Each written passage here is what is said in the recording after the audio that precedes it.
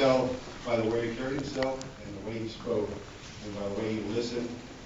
He was a true gentleman ever since the war. I can remember him only having to get my attention twice growing up.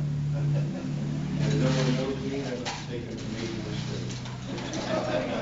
He had a very successful career with the Soil Conservation Service for over 30 years as a civil engineer, designing irrigation systems, ponds, spillways, and lagoons.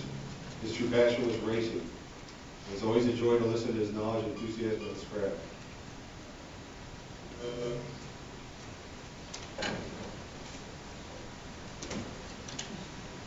Setting a low standard so anybody else follows me, they can cry too.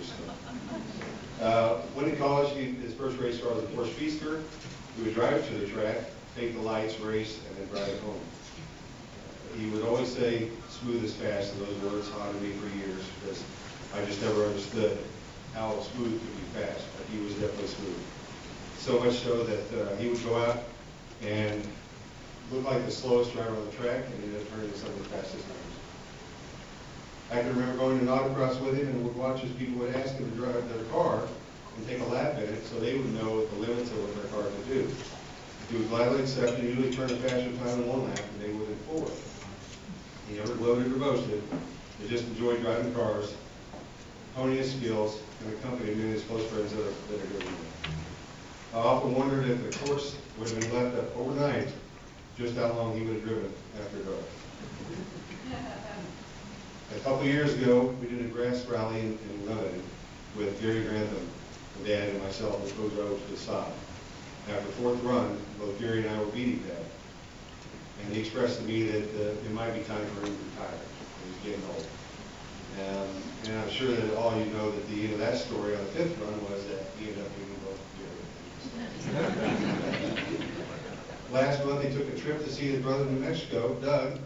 During that trip, he told us that he was driving his Porsche 911. I believe it's Kurt's old Porsche, but nevertheless, it's a great car.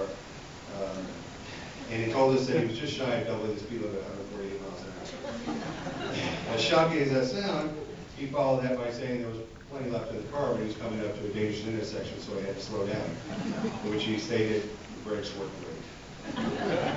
His love for cars and speed had never faltered even at 83. After my mother's passing,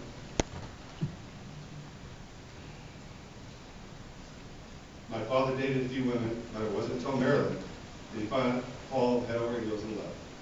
Not only did he express his feelings to us verbally, but you could always tell when he was speaking to her over the phone because you could hear the difference in the tone of his voice and the energy he had. After 2 years, he still sounded like a love-struck schoolboy. Marilyn, I'd like to thank you from our family for giving that gift to my father.